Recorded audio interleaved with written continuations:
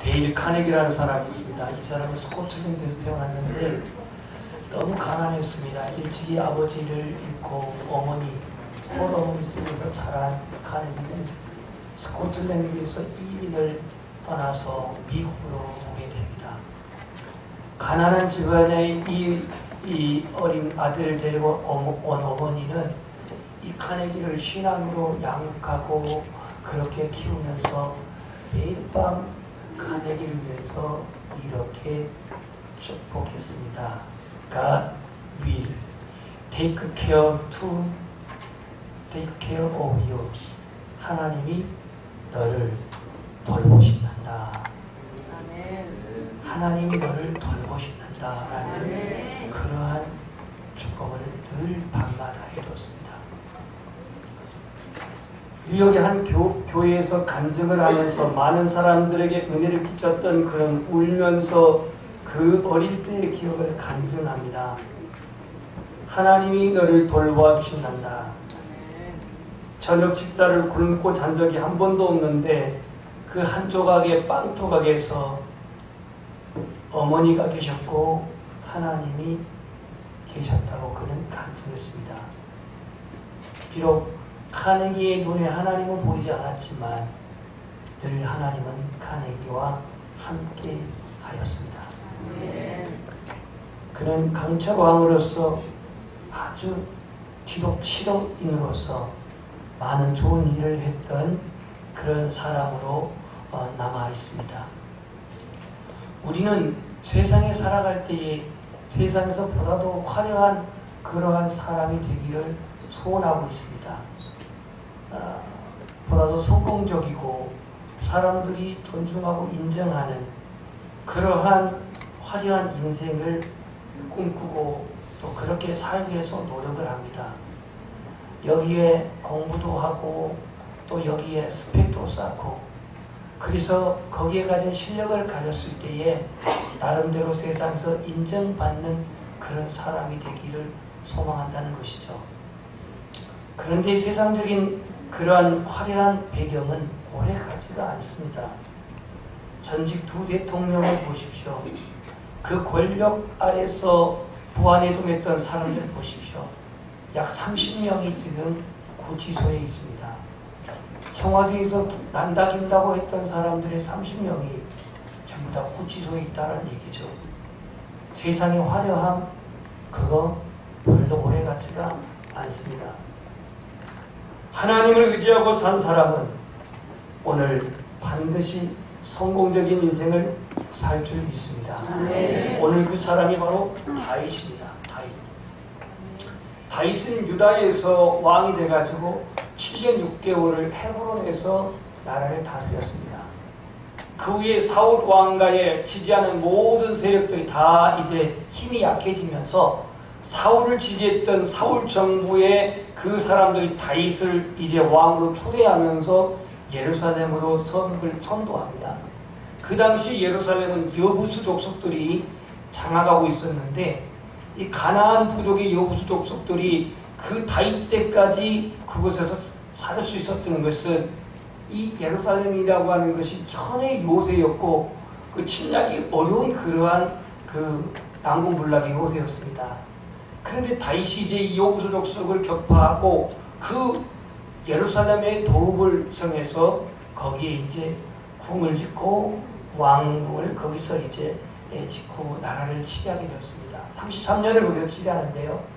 그러나 다윗은 늘 생각하기를 나는 이새의 집안에서 가난한 자로 태어나가지고 하나님이 나에게 은혜를 주셔서 기름 부어 왕이 되었고 그리고 그 하나님이 축복하셔서 이 여부수 족속들을 다 물리치시고 거기다가 성읍을 쌓게 해서 이스라엘 통일 왕국의 그 군주가 되게 하셨는데 나는 왕국에서 지내지만 여호와의 귀는 저 들판에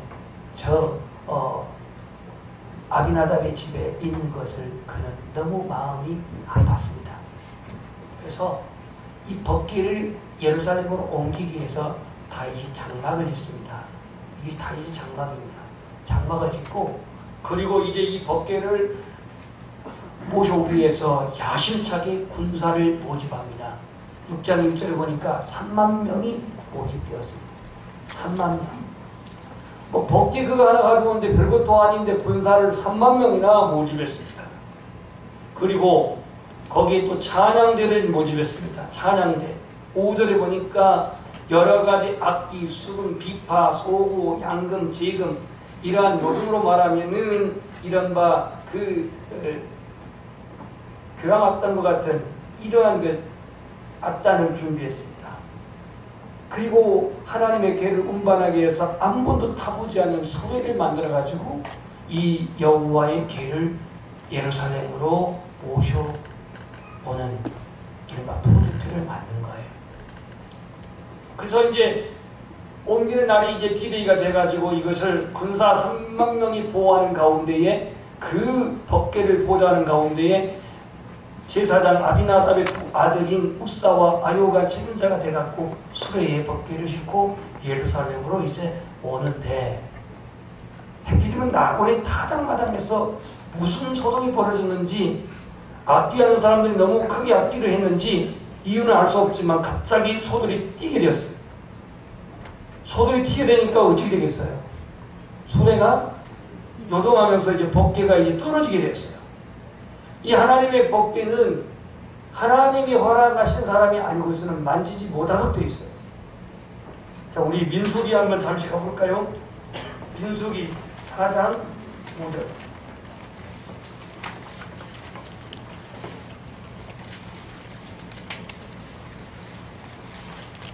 민수기 4장 15절.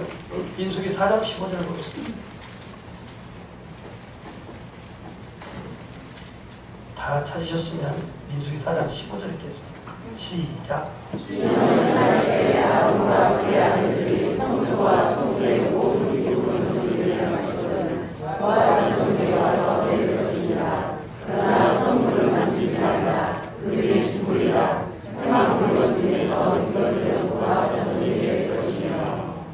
자, 법궤를 고아 자손들이 어떻게 하라고 했어요? 매이라고 했습니다. 성물을 만지지 말라, 그들이 죽으리라고 했어요. 그래서 이 성물을 운반하는 데 있어서 법궤만큼은 반드시 그 고아 자손이 이것을 운반하도록 되어 있습니다. 자, 그러면 오늘 여기에 아비나답은 제사장이고 레이지파니까 법궤를 움직일 수 있는 그러한 권한이 있습니다. 법궤를 싣는 데까지 문제가 없었습니다. 법궤가 떨어지려고 하니까 이 우사와 아요가 있다가 이걸 땅에 떨어지면 안 되겠다 해서 붙들었는데 결국은 우사가 죽었습니다. 모르긴 해도 이 우사가 아마 아비나답의 장남 같습니다. 그래서 거기서 죽음을 당했습니다. 다윗은 그 온갖 축제에 그 하나님의 법궤를 자기의 그 왕의 어떤 권한을 최대한 동원해가지고 이 법궤를 모셔오는데 아낌없는 그 투자와 아낌없는 정성을 다 했는데도 불구하고 결국은 실패로 돌아갔습니다. 실패로. 우리가 예수 그리스도를 믿는 데 있어서요, 때로는 하나님의 말씀과 하나님의 방법이 아닌 나의 어떠한 그런 생각과 나의 어떠한 그 열정과 나의 어떤 그 과도한 그 어떤 열심이 하나님 원하지도 않은 그런 방향으로 갈 때가 있습니다. 뭐 우리가 간혹 부르는 찬양 중에서 예배의 화려함보다도 예배의 화려함, 이 예배의 화려함이 뭐겠습니까? 사운드의 화려함, 기술 스킬, 뭐 여러 가지 그런 음향, 또 음성, 이런 모든 것들의 화려함이 중요한 게 아니라 하나님의 말씀과 하나님의 방법이 중요한 거예요. 하나님의 의도와 관계없는 화려함이 이게 하나님 받느냐 이거예요. 누가 하나님께서 법궤를 운반하는데 3만 명을 군사를 동원하라고 하나님의 말한 바가 있습니까? 법궤를 운반하는데 누가 새수레를 짜라고 하나님 말씀하신 바가 있습니까? 그런 말씀하신 바가 없어요. 이건 다윗이 자기의 생각 속에서 그래도 내가 왕으로서 하나님 받은 은혜도 있고 하니까 내가 하나님을 사랑하는 열정과 뜨거움이 있으니까 이 정도는 내가 해도 되겠다 싶어서 그 왕의 권한을 동원해가지고 군사 3만 명과 그리고 새 수레를 정성을 다해서 만들어가지고 이것을 모셔오는데 이 다윗의 열정은 특심했습니다. 그러나 하나님은 그것을 기쁘게 여기지 않았습니다. 결국 우사가 죽은 일로 인해서 벗개는 예루살렘 궁으로 돌아간 게 아니고 이게 누구 집으로 갔냐면 가드 사람 오벳 에돔 집으로 갔습니다. 가드 사람 오벳 에돔 10절에 나와 있죠. 이 오벳 에돔 집으로 가가지고 거기서 3개월 동안 머물러 있는데요. 여러분 재밌는 것은요, 아비나답은 제사장이고 유대인입니다. 그러나 오벳 에돔은 블레셋 사람, 가드 사람이에요. 가드 사람이 3개월 동안 벗개를 모시고 있는 일이 여러분 쉬운 일이었을까요? 어려운 일이었을까요? 어려운 일이에요. 왜? 잘못했다면 죽어. 제사장들도 죽었는데 이거 조그만 하나님 진노하면 무슨 불벼락이 떨어질지 알 수 없는 뜨거운 감자를 집에다 갖고 있는 것이 얼마나 어려운 일입니까? 그런데 오늘 오벳 에돔의 집에 하나님이 축복을 하셨어요. 온 집에 복을 주셨다고 했어요. 이처럼 이 벗개를 모시고 있었던 오벳 에돔의 집안에 하나님의 그 축복이 함께 하셨어요.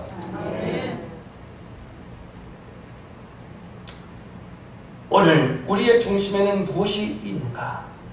우리의 중심. 우리의 중심에 자리 잡고 있는 것은 무엇인가?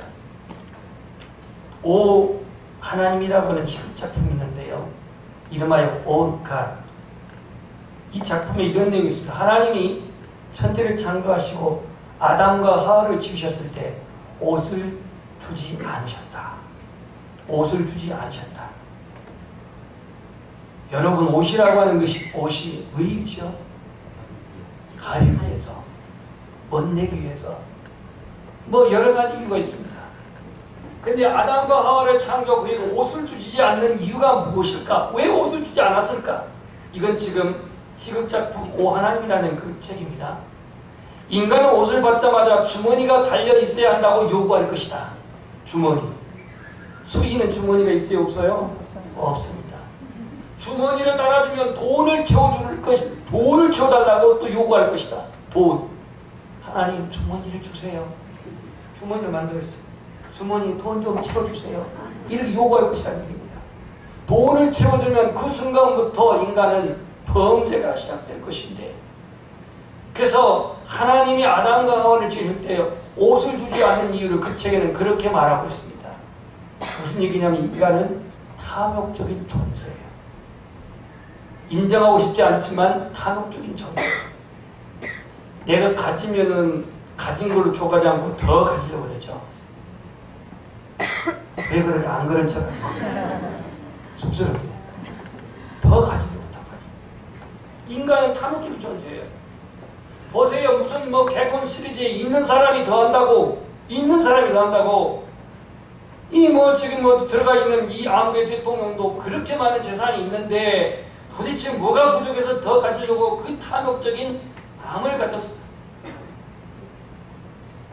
이스라엘 민족이 출애굽하여서 시내산에서 이 벗개 설계도를 봤습니다. 이게 참 출애굽기 25장부터 나와요. 엄청나게 많은 설계 도면을 차지하고 있습니다. 이 출애굽기 25장부터 30장까지 계속 벗개 이 성막에 대한 얘기가 나오니까요. 그리고 36장, 출애굽기 36장부터 이제 벗개를 이 성막을 만들기 시작해가지고 저 40장에서 완성을 합니다. 이 성막에서 가장 중심을 차지하고 있는 게 뭐예요? 지금 설교하고 있는 게 뭐예요? 어깨입니다. 언약궤입니다. 그래서 이 벗개만큼은 성소도 아닌 지성소에 오로지 딱 그것만 들어가 있어요. 그리고 이 지성소에는 아무도 못 들어가요. 대제사장만 1년에 한 차례 들어가요. 하나님이 이 벗개를 만드시고 성막을 만드시는 데 있어서 왜 하나님은 이스라엘 성막 중심으로 이 벗개 중심으로 그렇게 살아가고 있을까? 그 벗개는 곧 하나님 임재의 상징이었어요. 그럼 벗개 안에 뭐가 들어오셨어요? 십계명 돌판, 아론의 쌍난지팡이, 만나가던 항아리, 십계명, 그 다음에 아론의 쌍난지팡이, 그 다음에 이 만나가던 항아리. 이건 전부 다 하나님의 살아계심을 증거하는 증거물이에요. 왜냐하면 그 돌판을 하나님이 만들어 주셨고, 물론 첫 번째 거는 깨졌지만요. 하나님이 써주셨고, 그 다음에 그 아론의 쌍난 지팡이, 이게 도대체 지팡이가 잘라져 있는데 여기서 싹이 나고 여기서 살구 꽃이 피고 열매가 맺는 게 말이 됩니까? 그래서 성경 그렇게 기록해놨어요. 하나님이 살아계심을 그대로 증명하고 있고, 만나, 사람이 가공하지 않는, 사람이 길러서 만들지 않는 하나님이 직접 제공한 그 만나 같은 항아리, 하나님이 살아계심을 증거하고 있는 거예요. 그래서 그들은 전쟁에 나갈 때 이 법궤를 메고 나갔고, 요단강을 건널 때도 법궤를 메고 들어갔고, 이 법궤는 하나님이 함께 하시는 증거였어요. 그러나 이스라엘 백성들은요, 점점점 타락하면서 신앙이 병들어갑니다. 법궤를 중심으로 하나님을 예배하지 않고요, 가나안 문화에 동화되기 시작하면서 엘리 제사장의 아들 홈리와 비나스는 블레셋 전투에 그 법궤를 메고 나갔다가 전사당하고 법궤는 빼앗깁니다. 이때부터 법궤는 외부에서 뱅뱅뱅 돌게 되었고, 결국 이스라엘 초대형 사울왕이 올라왔지만 법궤는 관심이 없어요. 어디 있든지 관심 없어요. 그리고는 자기 오로지 왕권에만 관심 있고, 자기 왕권의 어떠한 그 탄탄한 그 기반만 관심 있지, 법궤를 모시는 건 전혀 관심이 없어요. 이러한 인본주의적인 왕과 오늘 그 예루살렘으로 도움을 정해놓고 먼저 하나님의 법궤를 모셔와야 한다는 사울의 왕의 차이점이 뭡니까? 오로지 다윗은 하나님 중심으로 나라를 다스리겠다라는 것 아니겠습니까? 결국 사울은 그 왕권 중심으로 왕권 정쟁에 다윗을 정적으로 여기면서 그는 내리막길을 걷게 되고 패가망신당합니다. 가정이 완전히 망해버려요. 오늘 우리의 마음의 중심에 이 법궤이신 그 하나님, 하나님의 그 상징적인 그 법궤를 다윗이 사랑하고 다윗이 장막에 모셨던 것처럼 우리 중심에, 우리의 마음에는 언제나 하나님이 주인이 되시고 하나님이 늘 함께 하시기를 소망합니다. 네. 그러면 다윗은 이 법궤를 모시는 데 있어서 그냥 모시지 않았습니다. 반드시 준비했습니다. 먼저는 그 다윗이 장막, 법궤를 장막을 준비했습니다. 장막을 준비하고, 이제 두 번째, 첫 번째 실패를 그런 거울 삼아서 두 번째는 다시 이제 그 오벳 에돔의 집에 가가지고 이 궤를 메워오도록 합니다. 메워와요. 자, 오늘 13절을 읽어봅시다. 시작.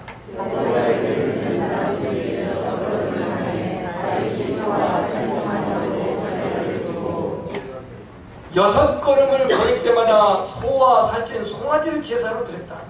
도대체 오벳 에돔의 집에서 다윗성까지 얼마나 거리가 되는지는 모르겠지만 여섯 걸음 걸 때마다 제사를 드리면 이건 얼마나 드렸다는 얘기입니까? 우리나라 장례법에 상여를 메고 가다가 다리 있으면 안 가더만. 뭐 달라고? 돈 달라고. 그리고 한 20m 하고 또 안 가. 뭐 달라고? 돈 달라고. 이게 지역마다 좀 장례법이 다르는데요. 아, 이거 도대체가 이거 열받게 만들어.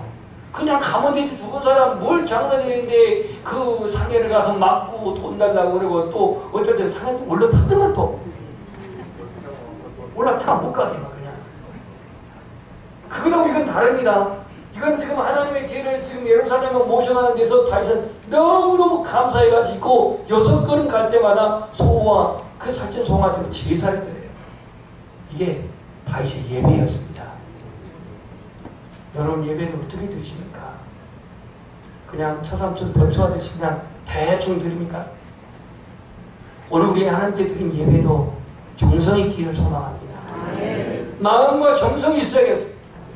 그냥 몸만 왔다 가는 게 아니라 우리의 중심이 하나님을 정말로 모시고 하나님을 정말로 높이고 하나님을 정말로 고백하는 그러한 진지한 예배 말입니다.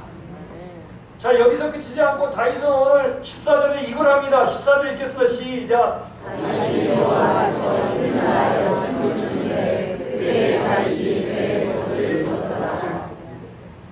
다윗이 누구 앞에서, 잘 보세요, 누구 누구 앞에서? 여호와 앞에서. 지금 정확히 말하면 언약궤가 오는데 그 앞에서를 춤추고 있는데 이것을 다윗이 여호와 앞에서라고 말하고 있습니다.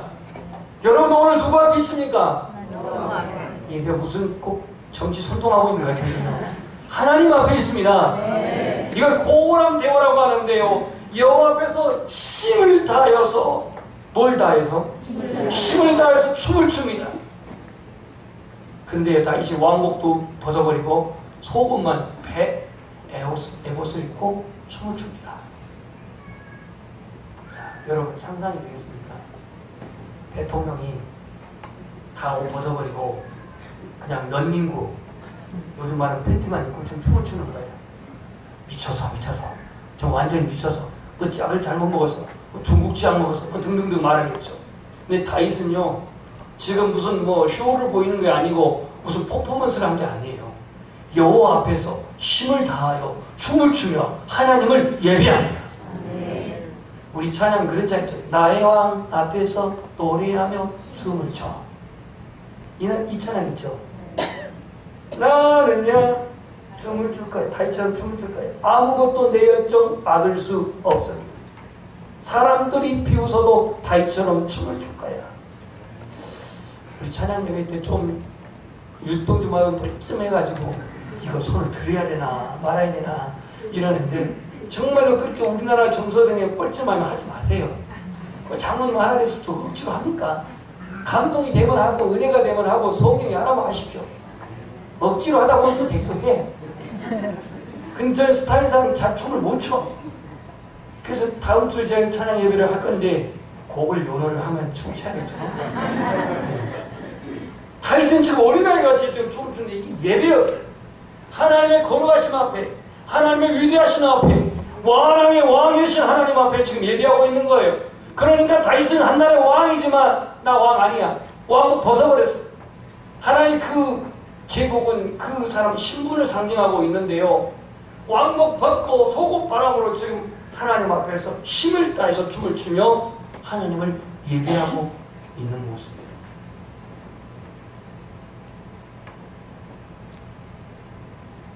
오랫동안 자신은 왕궁이 있었지만 헤브론에서 7년을 있었고 여기 지금 예루살렘에 이제 들어와서 도읍을 세웠는데 나는 왕궁에서 편하게 정말로 이렇게 쉬고 있지만 하나님의 복귀는 들판에서 또한 그 아비나답의 집에서 오벳에돔의 집에서 이렇게 방치되어 있는 그 상황을 너무 안타깝게 여겼던 다윗이 첫 번째 실패를 이제 고고 삼아서 두 번째 그 복귀를 제사장들이 메고 들어올 때에 그는 너무 기뻐서 춤을 췄어요.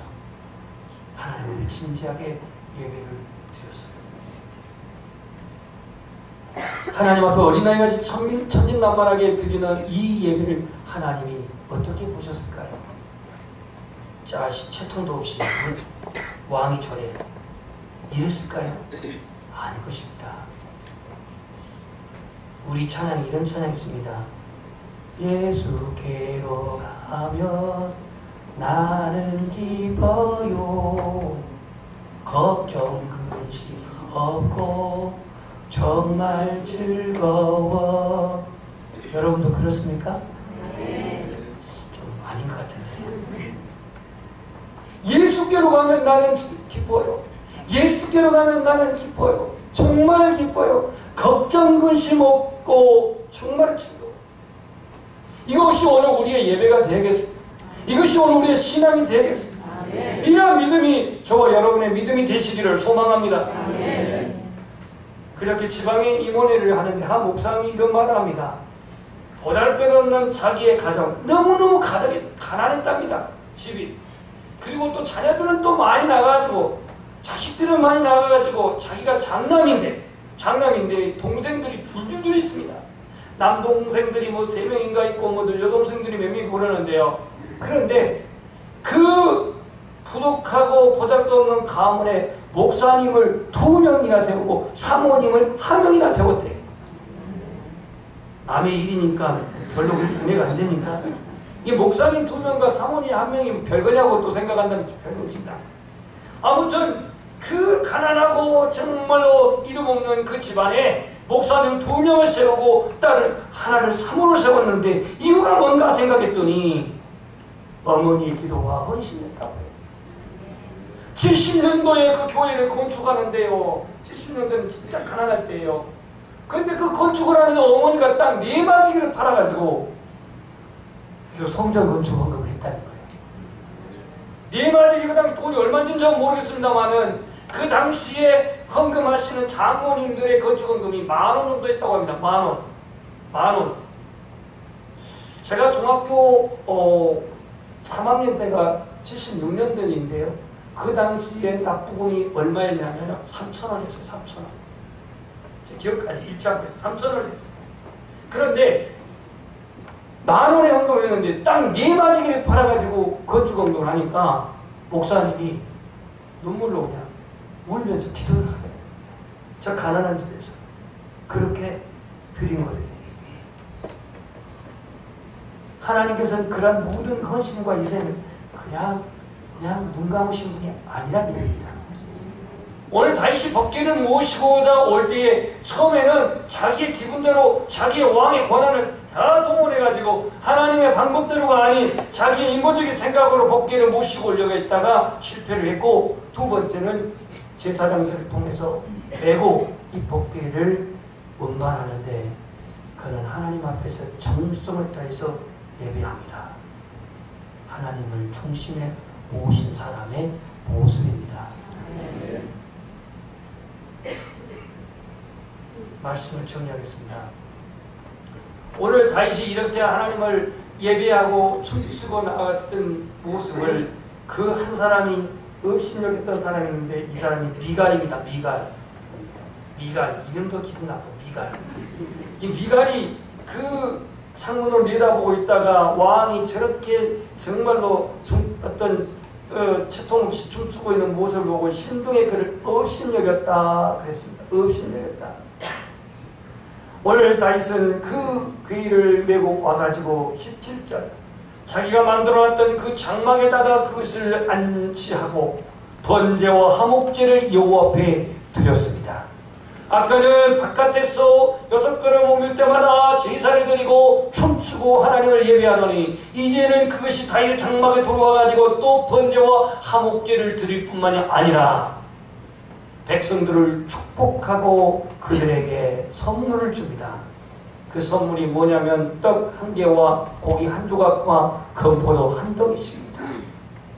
가난한 백성들이 왕이 베풀어 주시는 하사하는 이 선물을 받아들고 집으로 돌아갑니다. 여러분, 오늘 이 미갈은 하나님을 예배해 본 적이 없어요. 하나님을 예배해 보는 그런 감격이 없어요.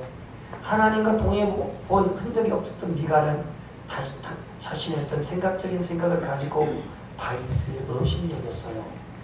이건 하나님이 아주 싫어해서 나중에 이 여인에게서는 아이를 낳지 못하는 그러한 하나님의 그 징계가 있었습니다. 23절에 보면 그러므로 사울의 딸 미갈이 죽는 날까지 그에게 자식이 없느니라 그랬어요. 자, 여러분, 오늘 이 다윗 그 중심에는 언제나 하나님이 자리 잡고 있었어요. 하나님의 상징인 법궤를 모셔오는데 정성을 다해서 예배하고 찬양하고 감격해 하는 다윗입니다. 시편 84편 보면은 주의 장막이 어찌 그리 사랑스러운지요 내 영혼이 사모합니다. 이런 내용이 있습니다. 주의 장막이 어찌 아름다운지요 내 영이 사모합니다. 이 시편 84편 1절 2절을 2000년 7월 9일 성전 입당 예배 때에 저 앞에 마당에서 11시 예배를 전 교인과 함께 이제 그 기도를 하고 여기에 들어옵니다. 테이프를 끊고 들어올 때 이 시편 84편 1절 2절을 제가 고백했습니다. 눈물이 앞을 가리면서 이 고백을 제가 했습니다. 여러분 마음에 창조주 하나님이 마음 중심에 함께 하시기를 소망합니다. 말씀이 육신을 입고 이 땅에 오신 예수 그리스도가 여러분의 중심의 주인으로 늘 함께 하시기를 주님의 이름으로 축복합니다. 아멘.